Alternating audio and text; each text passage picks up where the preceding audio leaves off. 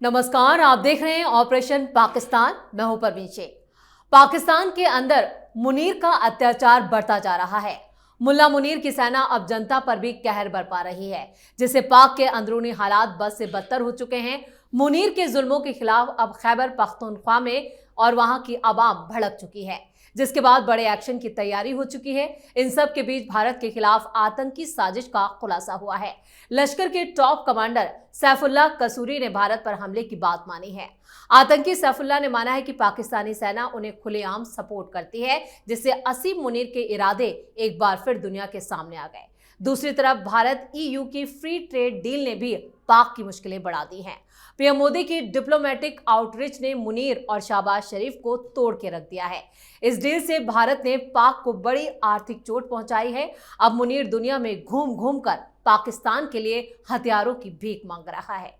इन मुद्दों पर चर्चा के लिए स्टूडियो मौजूद हैं कैपिटल टीवी के executive editor Rajeev Kumar. Sir, आपका बहुत बहुत स्वागत है। धन्यवाद। राजीव सर, क्या पाकिस्तान के बेकाबू हालात मुनीर के लिए चुनौती हैं या मुनीर अब आवाम के लिए खतरा बन चुके हैं? देखिए, मुनीर आवाम के लिए पहले से भी खतरा था, अब मुनीर के लिए आवाम खतरा बन रही है। जो स्थिति खैबर पख्तूनख्वा और बलूचिस्तान ये दोनों जगह पैदा हुई, क्योंकि ये शहबाज शरीफ और असीम मुनीर ये दोनों ने मिलकर पिछले 4 महीनों में अलग अलग तरीके से TTP और BLA के खिलाफ अभियान छेड़ा है। केवल सैन्य तरीके से नहीं, बल्कि इन लोगों ने तैयार किया आतंकियों का नेटवर्क। इसने जैश ए मोहम्मद के साथ डील की, इसने लश्कर तैयबा के साथ डील की, अलकायदा ISIS के साथ डील की। पिछली बार जब शहबाज शरीफ गया था तुर्की की यात्रा में, तो इसने एक बात कही थी कि हमें ISIS के लड़ाके चाहिए। किस बात के लिए? ISIS के लड़ाके, यानी कि आतंकी चाहिए। यह आतंकी इंपोर्ट करना चाह रहा था अपने ही आवाम, अपने ही लोगों के खिलाफ। इसका मानना था, जो रिपोर्ट सामने आई थी, कि ISIS के आतंकियों को यह पाकिस्तान लाना चाहता है और खैबर पख्तूनख्वा और साथ ही बलूचिस्तान में, इन दोनों जगह पर यह ISIS के लोगों को संगठित तरीके से BLA और TTP के खिलाफ लड़ाना चाहता है। ISIS के लोग रहेगा, उसके अपने ड्रेस रहेंगे। इसको इस बात का खतरा रहा कि बलूचिस्तान के अंदर कोई सैन्य कार्रवाई होती है तो वहां के लोग और ज्यादा भड़क जाते हैं। खैबर पख्तूनख्वा में 10 TTP के लड़ाके मारे जाते हैं, वहां के लोग और भड़क जाते हैं, क्योंकि ये सारी स्थिति पैदा होती है कि असीम मुनीर की आर्मी ने इन लोगों का कत्लेआम किया है। इसलिए इसने एक लंबी साजिश रची, योजना बनाई कि ISIS के लड़ाके हमारे पास आएगा और वो खैबर पख्तूनख्वा और बलूचिस्तान में जाएगा। TTP के साथ उसका सीधी जंग करवाएंगे और TTP या BLA के लोगों को मरवाएंगे ISIS के लोगों से। हालांकि ये डील फाइनल नहीं हो पाई। कोशिश तो इसने खूब की थी, ये डील फाइनल नहीं हो पाई। ISIS के लड़ाके को यहां बुलाता, आतंकियों को, तो फिर अगर BLA और TTP के खिलाफ लड़ रहा है तो इसके खिलाफ भी लड़ता, फिर ये एक्सपोज हो जाता। वो डील तो फाइनल नहीं हुई, लेकिन बाद में क्या हुआ, जब Balochistan liberation army, Balochistan national party, इन सब ने मिलकर ऐलान किया कि नहीं नहीं, अब तो हमें मुनीर के खिलाफ फतवा जारी करना पड़ेगा, क्योंकि ये जितना अत्याचार कर रहा है बलूचिस्तान के अंदर, बच्चे बूढ़े किडनैप कर लेता है इन लोगों को, महिलाओं को किडनैप कर लेता है। गांव के गांव में जनसंख्या कम होती जा रही है। अब हमें इससे आज़ादी के अंतिम लड़ाई लड़नी है। जब ये हंगामा बलूचिस्तान के अंदर शुरू हुआ तो दूसरी बार इन लोगों ने एक और नई साजिश बनाई। इसने लश्कर और साथ ही जैश के आतंकियों के साथ मीटिंग की। इसको सीधे तौर पर BLA और TTP के खिलाफ खुली छूट दे दी कि तुम इन लोगों से जंग करो। और फिर इसी लश्कर के आतंकी ने खुलेआम धमकी देनी शुरू कर दी कि BLA अगर पाकिस्तान की सेना के सामने सरेंडर नहीं करता तो उसकी जंग पाकिस्तान की सेना से नहीं, लश्कर से होगी। जैश ने भी यही किया। इसका मतलब है कि यह आतंकियों का इस्तेमाल करके दूसरे सेपरेटिस्ट मूवमेंट वाले, क्योंकि वो अलगाववादी है, वो आतंकी नहीं है, वो अलगाववादी है। बीएलए कभी भी पाकिस्तान के बाहर कहीं ऐसा नहीं कि सऊदी अरब में या फिर ईरान में या फिर भारत में या फिर किसी दूसरे देश में कोई बम धमाका कर देता है, अमेरिका यूरोप में जाकर बम धमाका कर देता है।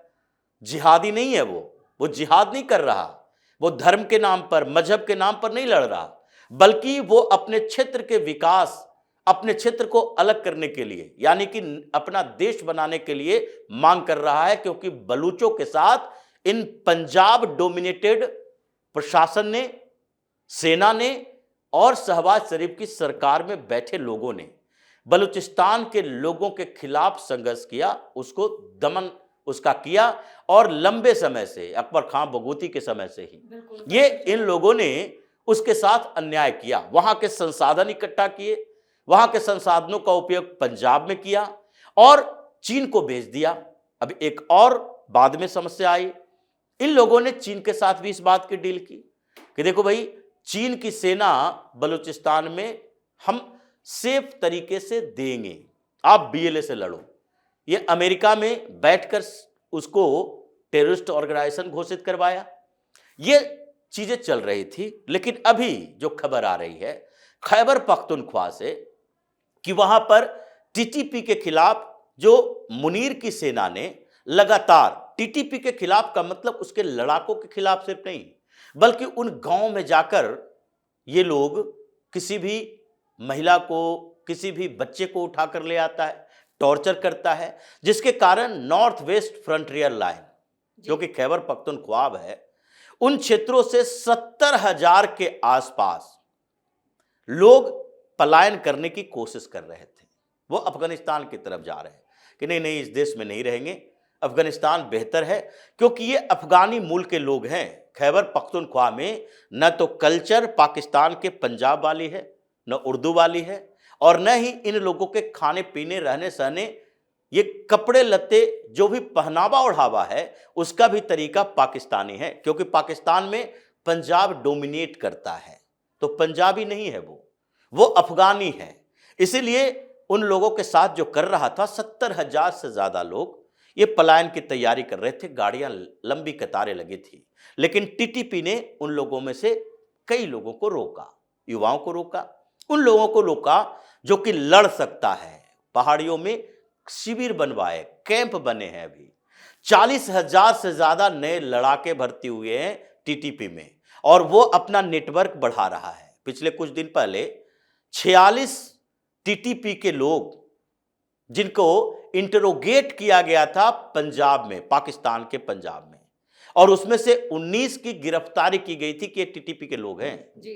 तो इसलिए ये 40,000 लड़ाकों की नई फौज तैयार हुई है टीटीपी की। अब ये जिस तरीके से बगावती मोड में है, अफगानिस्तान से सपोर्ट मिल रहा है, भारत अफगानिस्तान को लॉजिस्टिक सपोर्ट दे रहा है, मोरल सपोर्ट दे रहा है, उसके कारण टीटीपी के लड़ाके अब फाइनल लगता है कि जंग की तैयारी में लगे हैं कि असीम मुनीर को ही उड़ाओ। सुसाइडल बम उसके पास भी है, और यही आत्मघाती दस्ता पिछले दिनों एक्टिव हुआ था, तो एक शादी समारोह में धमाका हो गया, ये टीटीपी का ही था।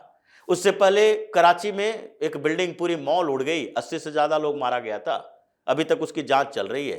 पाकिस्तान बिल्कुल बैकफुट पर आया हुआ है, परेशानी बढ़ रही है, तो इन लोगों ने उसे बैकफुट पर लाया है। भारत की बड़ी भूमिका है इसमें, और आंतरिक हालात और बद से बदतर होने वाला है पाकिस्तान के अंदर।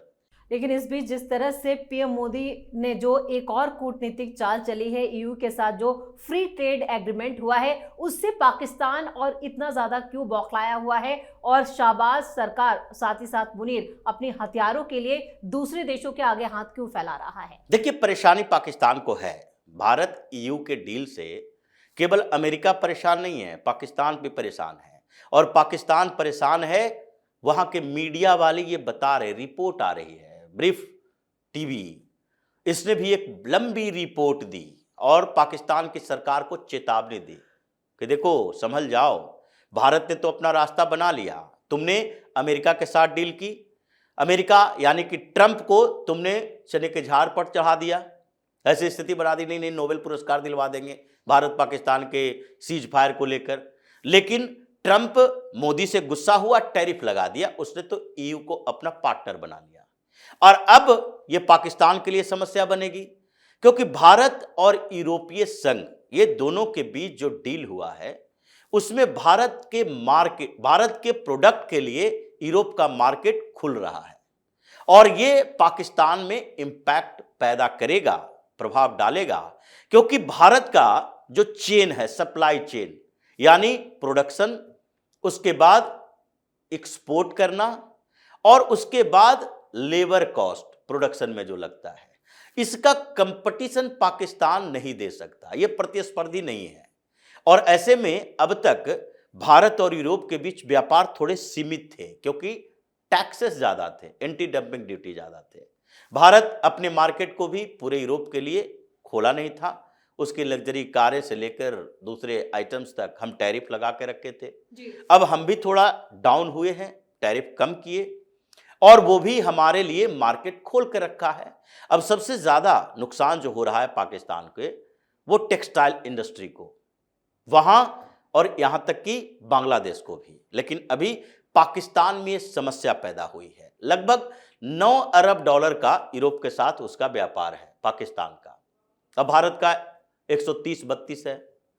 तो ये जो मार्केट खुलेगा यूरोप का, उसमें पाकिस्तान की समस्या यह है कि जो टेक्सटाइल इंडस्ट्री पाकिस्तान में है, जो उन देशों में एक्सपोर्ट करता था, कपड़े एक्सपोर्ट करता है, उस पर अब भारत धीरे धीरे कब्जा करेगा। यह पाकिस्तान में चल रहा है कि हम उससे कंपीट भारत से नहीं कर सकते, वो हमसे 30-40% सस्ता कपड़ा बना सकता है जी। लेबर कॉस्ट कम होती है, वहां मशीनरी बेहतर है, सप्लाई चेन बेहतर है, वहां पर व्यवस्थाएं अच्छी है, यूरोप के साथ डील हो चुकी है, और इससे धीरे धीरे ये 9 अरब डॉलर का जो व्यापार हम करते हैं वो 2-3 अरब डॉलर हो जाएगा पिछले 1-1.5 सालों में। और अगर हम ये देख रहे हैं कि भारत उस मार्केट पर कब्जा कर रहा है, तो फिर पाकिस्तान के पास कोई ऑप्शन है नहीं कि वो अमेरिका नहीं भेजेगा। यहां तक कि मिडिल ईस्ट में भी उन कपड़ों की डिमांड नहीं है जो यूरोपियन कपड़ों की डिमांड है। तो इसलिए पाकिस्तान में इस बात के लिए हंगामा चल रहा है कि अब इसका कंपटीशन कैसे हो सकता है। ये मोदी की डिप्लोमेसी है, एक साथ एक तीर से पाकिस्तान भी और अमेरिका भी दोनों परेशान है। एक डील ऐसी हुई जिसने दोनों को निशाना बना लिया, और दूसरी तरफ पाकिस्तान ये परेशान इसलिए भी है क्योंकि भारत ने चौतरफा घेर लिया है। देखिए, ये सऊदी अरब कह रहा है कि नहीं नहीं भाई, अमेरिका ईरान पर हमला करने वाला है, तो इसलिए हम अपने एयरबेस का इस्तेमाल अमेरिका को नहीं करने देंगे ईरान के खिलाफ। ये सऊदी अरब बोल रहा है। सऊदी अरब अपनी तरफ से फाइनल डिसीजन तो दे दिया, लेकिन पाकिस्तान क्या करे? पाकिस्तान तो अमेरिका को एयरबेस देगा, मजबूरी है उसकी, वो अपने क्षेत्र से गुजरने देगा। सऊदी अरब के बाद यूएई, पहले से पाकिस्तान से अच्छे संबंध नहीं है, और ईरान ये सोच रहा है कि अमेरिका अगर अटैक करता है तो इसमें पाकिस्तान की भूमिका होगी। हम इराक नहीं हैं, हम अफगानिस्तान नहीं हैं। अफगानिस्तान पर अमेरिका ने कब्जा किया, पाकिस्तान का इस्तेमाल किया, अफगानिस्तान कुछ नहीं कर पाया। इराक पर कब्जा किया, पाकिस्तान का इस्तेमाल किया, इराक में सत्ता बदल गई, कुछ नहीं कर पाया। लेकिन खामनेई की सत्ता इतनी कमजोर नहीं है कि पाकिस्तान को जवाब न दे पाए। और इसी बीच जो ये डिफेंस सेक्टर की जो रिपोर्ट आई, जिसमें कहा गया दुनिया के सबसे ताकतवर सैन्य शक्ति किसके पास है, अब इसमें पाकिस्तान कहां चला गया? बहुत पीछे। पाकिस्तान 14वें पायदान पर है, खिसक के चला गया है। और भारत के लिए क्या स्थिति हुई? भारत अभी भी पकड़े हुए 4-5वें के बीच। साउथ कोरिया और भारत ये 4-5वें पर है, 3 तो ऊपर में बैठे हुए ही हैं जी। भारत के अलावा ये अमेरिका, रूस और चीन। और चीन में भी इस बात के लिए पता है चीन को कि जो ऑपरेशन सिंदूर के समय भारत ने ताकत दिखाई, उसमें ये कहीं भी टिक नहीं सकता भारत के सामने।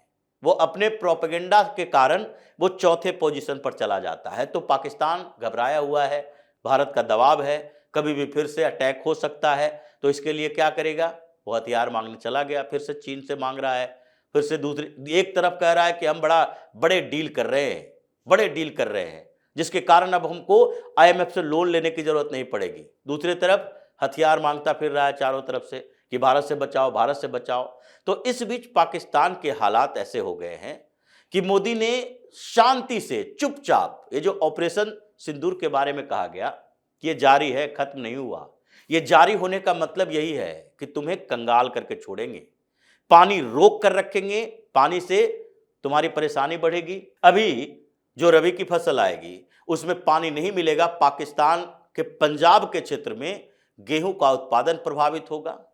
उसके बाद हमने ये मान लिया है कि धीरे धीरे तुम्हारे चारों तरफ से एक्सपोर्ट खत्म कर देंगे। अब ये ईयू डील के बाद यही सवाल उठ रहा है, मतलब आर्थिक नुकसान भी करेंगे और उसके बाद डोमेस्टिक लेवल पर तुम जो सपोर्ट कर रहे हो आतंकी संगठनों को, अब आपस में लड़ो। ये गाजा पीस प्लान में भी इसको नुकसान होने वाला है, फंसा हुआ है। तो ये चारों तरफ से जो धीरे धीरे भारत पाकिस्तान को खोखला कर रहा है, ये नई डिप्लोमेसी जो चली है, इससे तो लगता है कि 2-3 साल के बाद पाकिस्तान फिर इस काबिल ही नहीं रह पाएगा कि भारत के खिलाफ कोई साजिश भी कर सके। राजीव सर, इस तमाम जानकारी के लिए और सटीक विश्लेषण के लिए आपका बहुत बहुत धन्यवाद। पाकिस्तान में जब से असीम मुनीर आर्मी चीफ बना है तब से पाक के हालात बद से बदतर हैं, यानी और ज्यादा खराब हो गए। मुनीर ने पाकिस्तान को अंतर्राष्ट्रीय मोर्चों पर आक्रामक दिखाने की कोशिश जरूर की ताकि दुनिया से ज्यादा खैरात बटोर सके। वहीं मुनीर ने भारत से पंगा मोल लिया और उसका इस्तेमाल अपना करियर चमकाने में भी किया, लेकिन उसका ये दांव भी उल्टा पड़ गया। इधर भारत की कूटनीतिक घेराबंदी ने पाकिस्तान को पूरी दुनिया में बैकफुट पर धकेल दिया है, जिससे मुनीर के खिलाफ बड़ी जंग की तैयारी भी पाक के अंदर हो चुकी है। इस खास शो में इतना ही। वीडियो कैसा लगा कमेंट करके अपनी राय जरूर दें। वीडियो को लाइक करें, शेयर करें और कैपिटल टीवी को सब्सक्राइब जरूर करें। धन्यवाद।